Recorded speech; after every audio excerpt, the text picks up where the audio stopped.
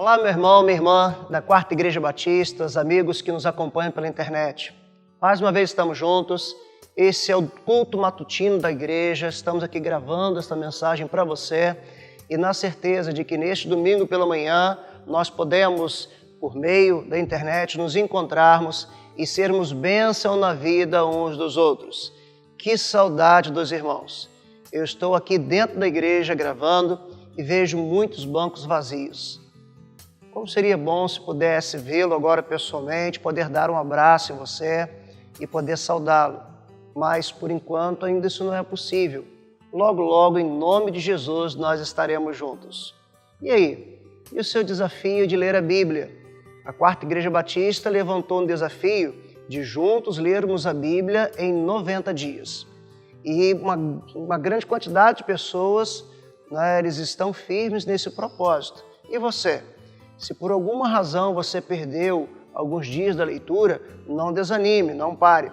Volte a fazer a sua leitura, acompanhe e quando terminarmos esses 90 dias, você verá que serão dias de experiências com Deus, por ler e observar a sua palavra. Então mantenha-se firme nesse propósito, ler a Bíblia, não pare de maneira nenhuma. Algumas classes estão fazendo a EBD por meio de aplicativo na internet também, com salas de bate-papo. Se você tem esse privilégio de acessar, não perca essa oportunidade. Nossa irmã Ana Lúcia está nos ajudando nisso, Kaique também está fazendo com os adolescentes. E se você quiser fazer parte, faça contato, nós vamos dizer a você como poder fazer isso também. Não perca esse privilégio de poder participar desta maneira também, ok? Nós estamos querendo levar ao ar hoje, às 18 horas, o culto infantil. A irmã Cássia, juntamente com outras irmãs, estão preparando esse momento. Então, hoje, às 18 horas, o culto infantil para a garotada. Vai ficar gravado, você pode, a partir das 8, ver um pouquinho antes, um pouquinho depois ou mais tarde, mas a partir das 6 horas haverá a transmissão do culto infantil com toda uma dinâmica, com atividade para as crianças, com uma história para elas e com certeza há de ser bênção também. Eu quero lembrar a você de que o local de culto está fechado. Nós não temos como fazer o culto agora por causa dessa pandemia e toda essa situação.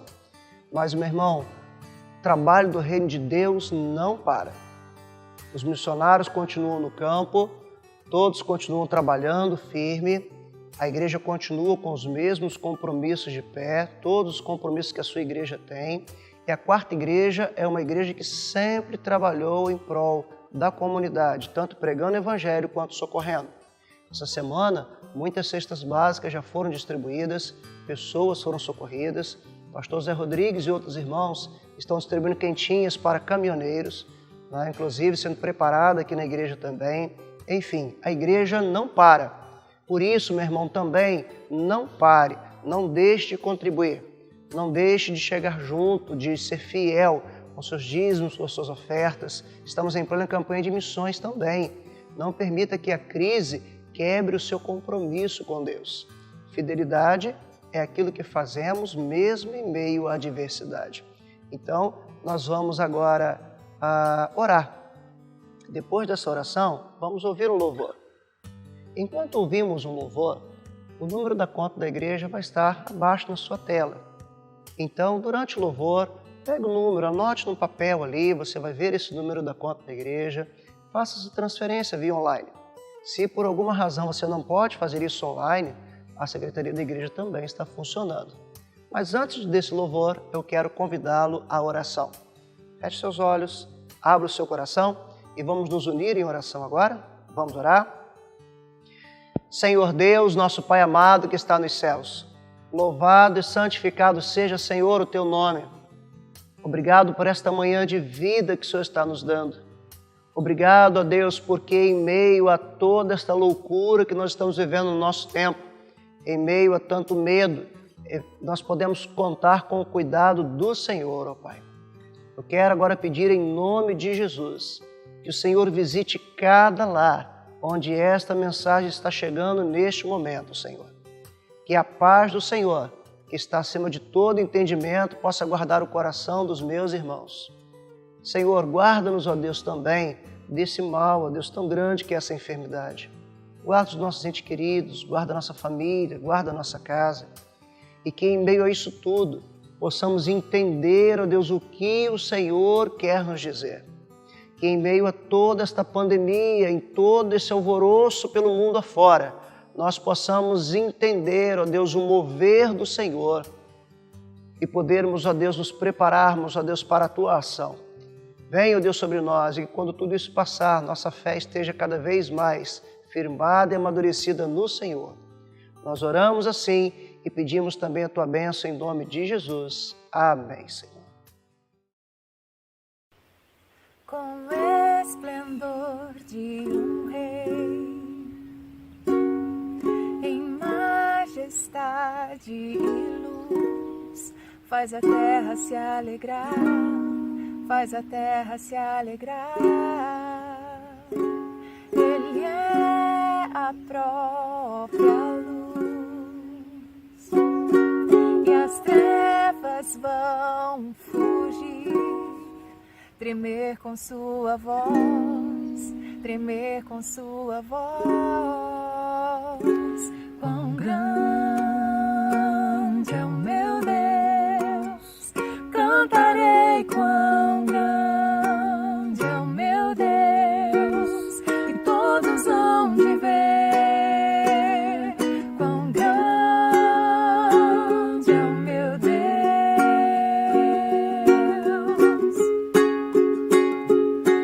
Sobre todo nome eu tenho,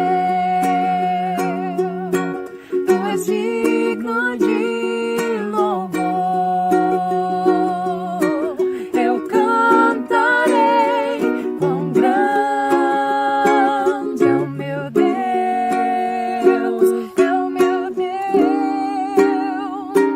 Quão grande é o meu Deus, cantarei quão grande é o meu Deus, e todos hão de ver quão grande é o meu Deus. Oh, quão grande é o meu Deus, cantarei quão grande é o meu Deus, e todos hão de ver quão grande é o meu Deus. E Ele é. Muito bem, meu irmão, minha irmã. Vamos então ler a Bíblia nesse momento. Vamos pensar à luz das Sagradas Escrituras o que podemos aprender para esse momento que estamos vivendo, na certeza de que na Palavra de Deus encontramos forças para viver. Na Palavra de Deus encontramos como viver. Na Palavra de Deus encontramos alimento para a nossa alma. E desde já é importante que você tenha a sua Bíblia em mãos também. Manuseie a sua Bíblia. Eu sempre falo aqui na igreja e falo para você também, mesmo estando em casa. É importante pegar a nossa Bíblia, manusear a nossa Bíblia. Estamos aí no horário de escola bíblica dominical. Então, se o versículo que for lido falar ao seu coração, pegue uma caneta, um lápis, vá lá, marque na sua Bíblia. Permita que as páginas das Sagradas Escrituras marquem a sua vida nesta manhã. O texto que nós vamos estar lendo nesta manhã encontra-se em 2 Coríntios, capítulo 4, do versículo 7 ao 9. Depois vamos estar lendo do versículo 16 ao 18. 2 Coríntios, capítulo 4, versículo 7, diz assim: Porém, nós que temos esse tesouro espiritual, somos como potes de barro, para que fique claro que o poder supremo pertence a Deus e não a nós. Versículo 8: Muitas vezes ficamos aflitos, mas não somos derrotados. Algumas vezes ficamos em dúvida, mas nunca ficamos desesperados. Temos muitos inimigos, mas nunca nos falta um amigo. Às vezes somos gravemente feridos, mas não somos destruídos.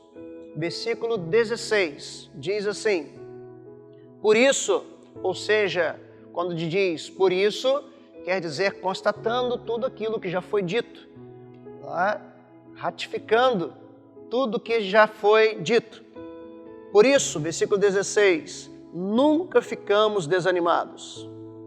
Mesmo que o nosso corpo vá se gastando, o nosso espírito vai se renovando dia a dia. E essa pequena e passageira aflição que sofremos vai nos trazer uma glória enorme e eterna, muito maior do que o sofrimento, porque nós não prestamos atenção nas coisas que se veem, mas nas que não se veem. Pois o que se pode ser visto dura apenas um pouco, mas o que não pode ser visto dura para sempre. Interessante o versículo 17, esta pequena e passageira aflição que sofremos vai trazer para nós uma glória enorme e eterna, muito maior do que o nosso sofrimento. A vida só vale a pena quando temos um propósito, é o tema da mensagem desta manhã. Há um tempo atrás, eu tive a oportunidade de ouvir e de ver algo sobre um grande psiquiatra e psicólogo chamado Viktor Frankl. Viktor Frankl foi um judeu que teve a experiência de passar pelos campos de concentração na época do nazismo. Ele é um sobrevivente dos campos de concentração mais letais da história, que foram Auschwitz, tá? E outro campo também que foi mortal, chamado de Dachau. Ele foi uma pessoa maravilhosa, viu todos os horrores da guerra, viu familiares, amigos, seus compatriotas ali, seus conterrâneos, passando pelos campos de concentração, morrendo às centenas e aos milhares. E Viktor Frankl foi o pai da logoterapia, que até hoje é usado nos consultórios e pelos psicólogos. E há os vídeos dele, é interessante que manuseando a internet a gente acha vídeos dele no YouTube, muito antigos esses vídeos, mas são extremamente educativos. E Viktor Frankl, ele teve uma experiência que eu tenho certeza que tem tudo a ver com esse momento que nós estamos vivendo agora no nosso país e no mundo inteiro. Ele observava as pessoas dentro do campo de concentração, campo nazista, pessoas que estavam, a grande maioria deles ali morreu, estavam esperando a morte nas câmaras de gás, ou por mortes da maneira mais atroz possível. E ele, o tempo em que ele esteve e que ele passou pelo campo de concentração e pôde escapar de lá, ele observava as pessoas.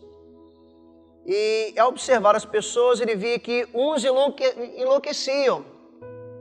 As pessoas queriam ir para o suicídio, outras perdiam a sanidade, enlouqueciam, mas outros se mantinham sóbrios e conseguiam viver em meio ao caos, mesmo ali naquele lugar à sombra da morte. E ele começou a pensar, como que pode? Estamos todos numa mesma situação. O que diferencia uma pessoa que mantém a sobriedade, que consegue ter esperança, que mantém o sorriso, que mantém-se firme, daquele que se desespera e que se desestabiliza e perde a sanidade? E ao conversar com os detentos, ele achou uma razão e sobre isso ele construiu a sua tese. Ele disse o seguinte: quem se entregava, quem se prostrava, quem perdia a sanidade e até enlouquecia, são as pessoas que demonstravam não ter nenhum sonho, nenhuma perspectiva, nenhuma esperança, nenhum propósito, perspectiva de futuro.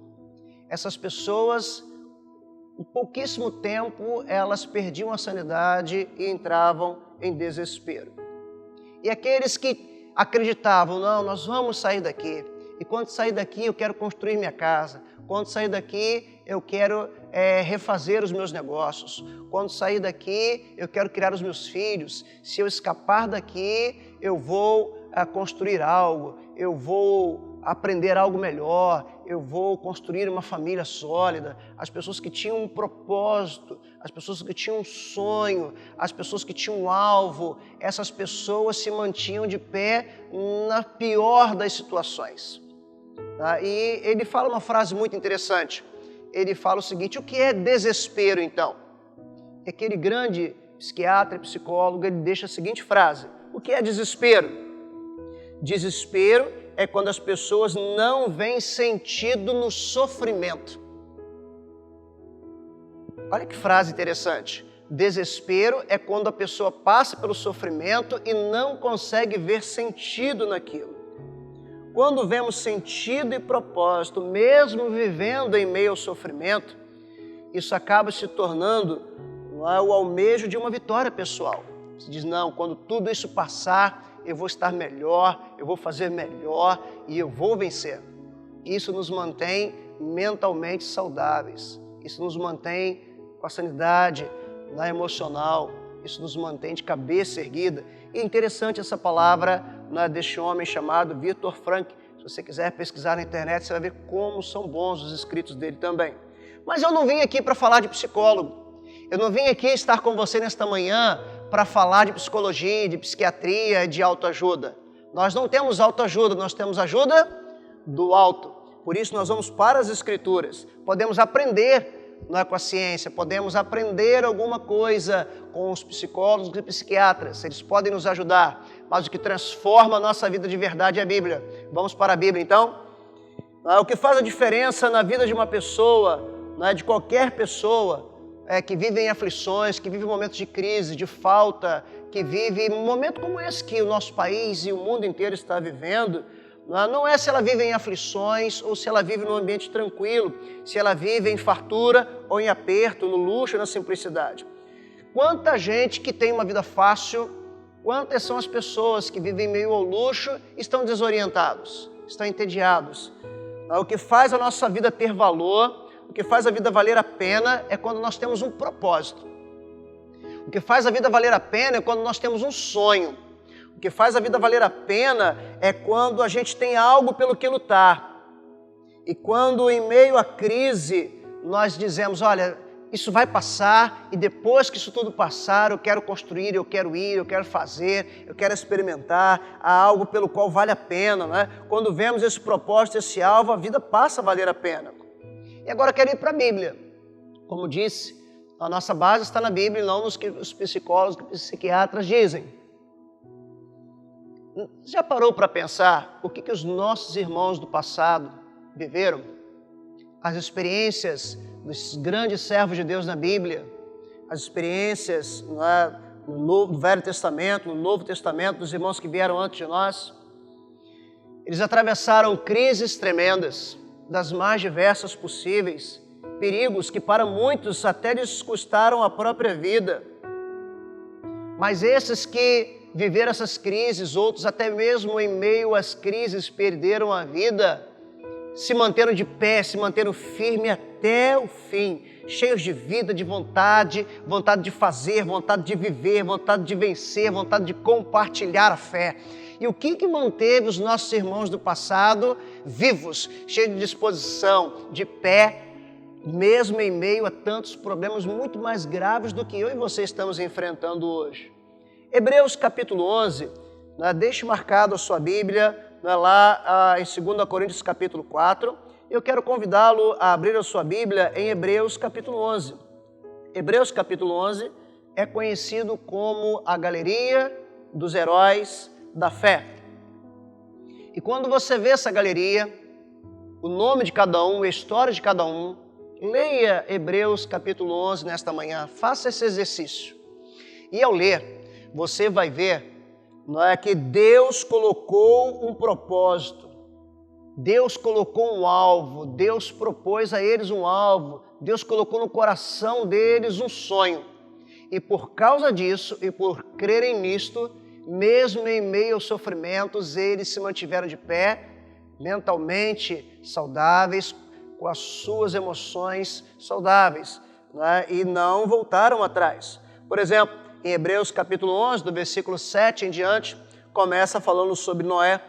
Noé obedeceu à palavra de Deus, à ordem de Deus. Isso lhe custou muito caro, né? Mas a sua vida foi salva.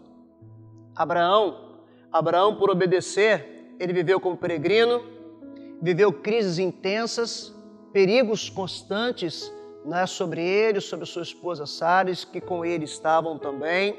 Mas o propósito que Deus deu a ele, o sonho que Deus colocou no coração de Abraão, o manteve firme, o manteve seguindo em frente, mesmo em meio a tudo aquilo. Vemos Isaac, vemos Jacó, homens que lutaram contra tudo e contra todos, porque Deus lhes havia colocado no coração uma esperança, um alvo, um sonho e um propósito. Nós vemos, por exemplo, uma história linda na Bíblia, que está aqui na galeria dos heróis do livro de Hebreus, a história de José, o famoso José do Egito. José passou crises gravíssimas na sua relação com seus irmãos, muito mais grave do que qualquer um de nós tenha vivido. José teve a sua vida colocada ali em risco, foi agredido pelos seus próprios irmãos, vendido como um animal, como escravo, traído pela esposa de Potifar, jogado na cadeia de maneira injusta. E o que mantém um homem saudável emocionalmente, de pé e continuando crendo em Deus e com esperança de futuro? Porque lá na adolescência, na juventude de José, Deus havia colocado no coração dele este sonho, que um dia ele seria grande, que um dia ele seria bênção na vida dos seus familiares, de que um dia aquele rapaz creu no propósito de Deus, de que ele seria grande, e ele nunca se esqueceu do que Deus colocou no coração dele, e isso o manteve de pé, mesmo na cadeia, mesmo em perigos de morte, mesmo em meio à traição. Havia um propósito, havia um sonho colocado por Deus, havia uma esperança, havia uma promessa de Deus para ele. É isso, meu irmão, que mantém a gente vivo, é crer nas promessas de Deus, é ver o que Deus quer da nossa vida e fazer disso um alvo. Pode vir a crise que for e você vai se manter de pé. Você crê nisso? A história continua na galeria dos heróis da fé. Nós vemos, por exemplo, Moisés. Quando nós pegamos aí a Bíblia, você vai vendo, quando começa a contar a história de Moisés, do versículo 24, 23 em diante. Hebreus capítulo 11, do 23 em diante, começa relatando a história de Moisés. E algo interessante, do versículo 24 diz que Moisés abriu mão de toda a riqueza, de todo o luxo, de todo o conforto, de todo o glamour, de todo o poder político que ele poderia ter, de todos os prazeres. A Bíblia diz que ele abriu mão de tudo isso e deixou tudo isso de uma maneira interessante. Versículo 26, ele achou que era muito melhor sofrer o desprezo por causa do Messias do que possuir todos os tesouros do Egito. Olha o final do versículo 26, está com a sua Bíblia aberta? É que ele tinha os olhos fixos na recompensa futura. Deus colocou um sonho no coração de Moisés. Deus colocou uma promessa na vida de Moisés. E por conta disso ele foi capaz de abandonar tudo que hoje as pessoas tanto desejam e passar por sofrimentos horríveis. Mas você não vê essas pessoas perdendo a lucidez e nem abrindo mão da fé. Havia um propósito, havia um sonho, mesmo em toda aquela aflição. Na galeria de heróis da fé, vemos o que lhes motivava. Quando vemos, por exemplo, no versículo 32 em diante, diz assim: o que mais posso dizer? O tempo é pouco, falar de Gideão, Baraque, Sansão, Jefté, de Davi, de Samuel e dos profetas. Pela fé, lutaram contra nações inteiras e venceram. Fizeram o que era correto e receberam o que Deus lhes havia prometido. Fecharam a boca de leões, apagaram incêndios terríveis e escaparam de serem mortos ao fio da espada. Eram fracos, mas se tornaram fortes. Foram poderosos na guerra e venceram exércitos estrangeiros. Interessante. Versículo 32 diz: fizeram o que era correto e receberam o que Deus lhe havia prometido. Então, por que eles fizeram o que fizeram? Porque Deus lhes havia prometido algo e eles fizeram desta promessa, deste alvo, o sonho de vida deles. Meu irmão, minha irmã, membro da Quarta Igreja, você que nos ouve, qual o sonho que você tem para a sua vida? Quais são os alvos que você tem na sua vida? Eu não falo aos somente terrenos, de construir uma casa, de ter um carro, de formar os seus filhos numa faculdade. Isso também é positivo, nós também devemos ter isso. Mas quais foram os sonhos, os propósitos que Deus colocou no seu coração e você luta por isso? É quando temos isso muito vivo dentro de nós, quando isso é real dentro de nós, podemos passar pelas crises mais severas, que a gente continua olhando uma luz no horizonte, dizendo, vale a pena passar por tudo isso. Vale a pena, porque Deus tem algo a fazer na minha vida. Deus tem algo a fazer na minha vida. É isso que eu quero compartilhar com você nesta manhã. Foi a promessa de Deus que os levou a vencerem todas as crises, todos os inimigos, e não a temerem nem mesmo a morte. Tem gente que está pirando com esse coronavírus por aí. Tem gente que está perdendo a lucidez. Você conhece alguém assim? Tem gente que parece que está ficando louco. Quando cremos nas promessas, quando temos um propósito, um alvo no nosso coração dado por Deus, a gente passa por tudo isso. A gente sabe que vale a pena. Há um propósito em meio a tudo isso. E eu quero deixar o seguinte, para nós há promessas maiores do que foram feitas aos servos no passado. Por exemplo, estamos em escola bíblica dominical, então vamos pensar aí, estamos no culto da manhã, vamos pensar à luz da Bíblia. O que foi prometido a Noé? A salvação da vida, a preservação da sua vida, o livramento. O que foi prometido a Abraão? O que foi colocado no sonho de Abraão? Uma terra e uma descendência. Quando lemos a galeria dos heróis da fé, onde nós citamos, o que foi prometido a José? Que ele seria grande entre os seus irmãos. O que foi prometido a Moisés? A liberdade para viver em Canaã. Foi esse o sonho que Deus colocou no coração deles. Foi essa promessa dada por Deus a Gideão, a Baraque, Sansão, Jefté, Davi, Samuel e tantos outros. O que foi prometido a eles? Qual era o propósito que eles tinham? Vencer seus inimigos e trazer paz à sua nação. E a nós, a mim, a você, qual o alvo que Deus propõe? O que Deus nos chama? O que Ele tem a nos dar? Quais são as promessas dEle? Qual o propósito dEle para nós? Vamos para a Bíblia? Efésios capítulo 2, versículo 6. Efésios 2, 6, o apóstolo Paulo diz o seguinte: por estarmos unidos com Cristo Jesus, Deus nos ressuscitou com Ele, para reinarmos com Ele no mundo celestial. Gente, isso é muito maior do que qualquer outra promessa que foi dada aos da antiga aliança. Colossenses capítulo 3, versículo 4. Cristo é a verdadeira vida de vocês, e quando Ele aparecer, vocês aparecerão com Ele e tomarão parte na sua glória. Isto é muito maior do que a promessa que foi feita a Abraão, a Moisés ou qualquer um outro do passado. 1 Pedro, capítulo 2, versículo 9, agora falando da nova aliança. Pedro diz assim, 1 Pedro 2, 9. Mas vocês são a raça escolhida, os sacerdotes do Rei, a nação completamente dedicada a Deus, o povo que pertence a Ele. Vocês foram escolhidos para anunciar os atos poderosos de Deus, que os chamou da escuridão para a sua maravilhosa luz.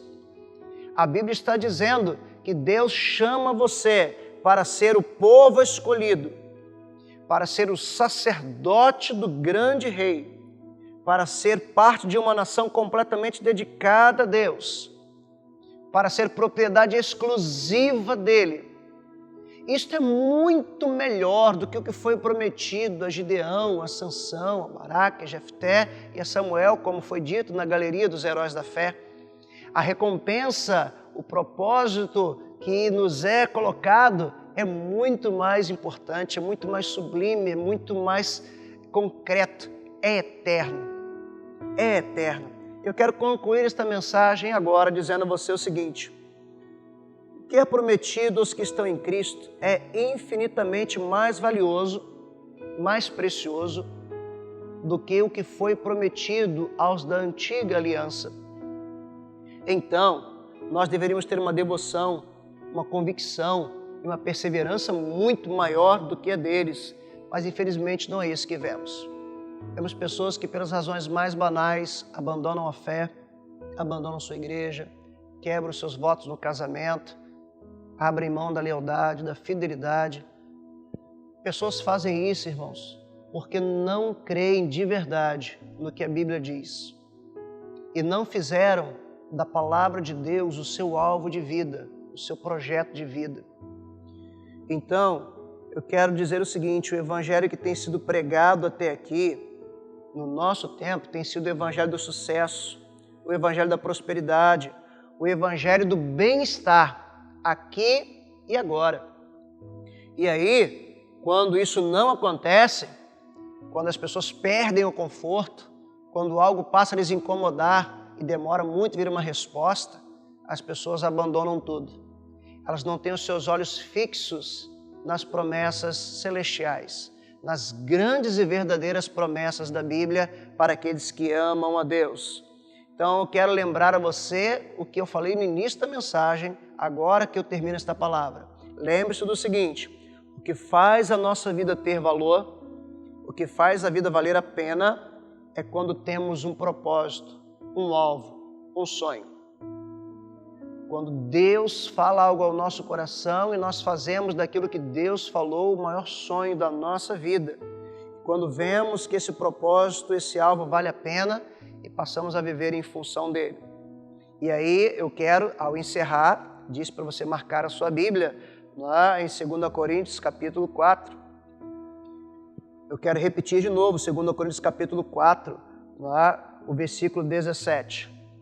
E essa pequena e passageira aflição que sofremos vai nos trazer uma glória enorme e eterna, muito maior do que o sofrimento.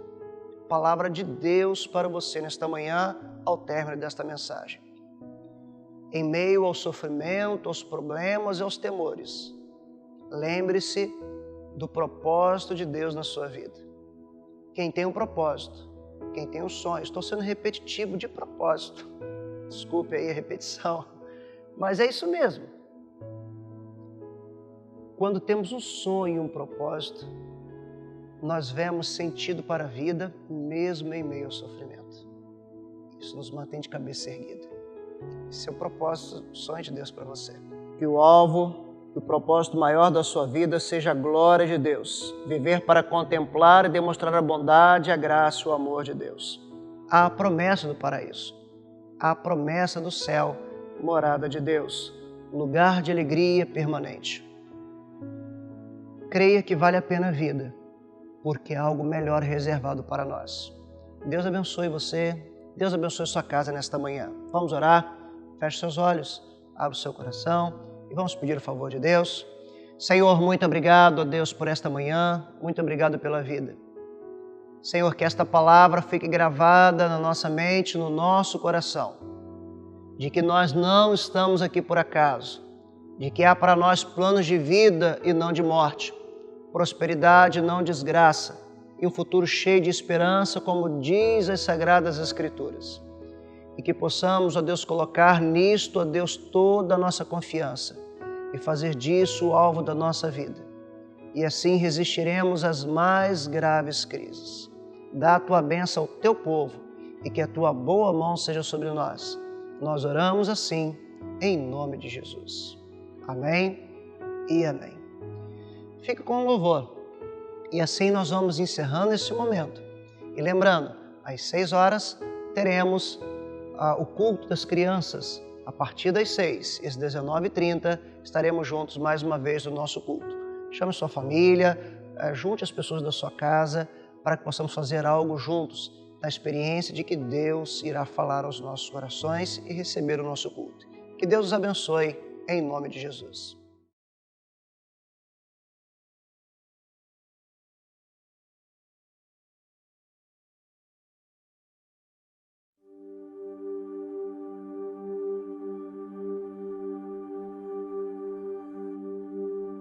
No início eras a palavra, com Deus o Altíssimo.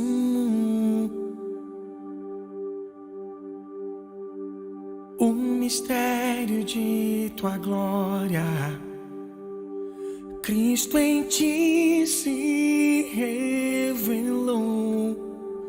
Ó, quão lindo esse nome é, ó, quão lindo esse nome é, o nome de Jesus, meu Rei. Ó, quão lindo esse nome é, maior que tudo ele é. Ó, quão lindo esse nome é, o nome de Jesus.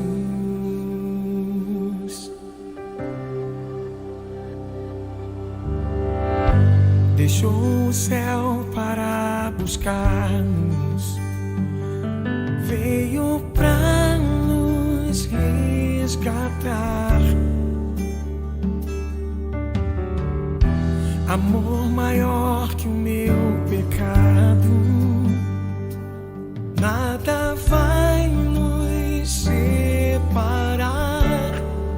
Ó, quão maravilhoso é, ó, quão maravilhoso é o nome de Jesus, meu Rei. Ó, quão maravilhoso é, maior que tudo ele é. Ó, quão maravilhoso é o nome de Jesus. Ó, quão maravilhoso é o nome de Jesus.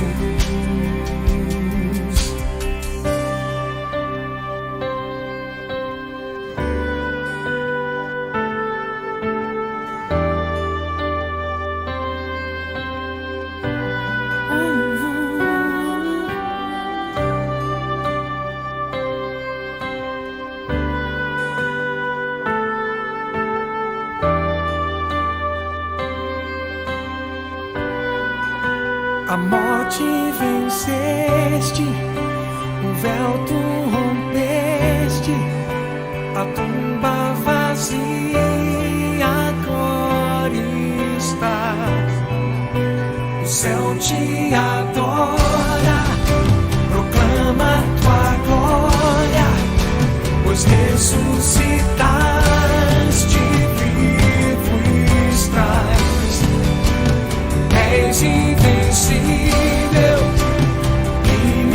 inigualável, hoje pra sempre reinarás. Teu é o reino, tua é a glória, acima de todo nome estás. Poderoso esse nome é, poderoso esse nome é, o nome de Jesus, meu Rei. Poderoso esse nome é, mais forte que tudo é. Poderoso esse nome é, o nome de Jesus. És invencível, inigualável, hoje pra sempre reinarás. Teu é o reino, tu é a glória, acima de todo nome estás. Poderoso esse nome é, poderoso esse nome é, o nome de Jesus, meu Rei. Poderoso esse nome é, mais forte que tudo é. Poderoso esse nome é, o nome de Jesus. Poderoso esse nome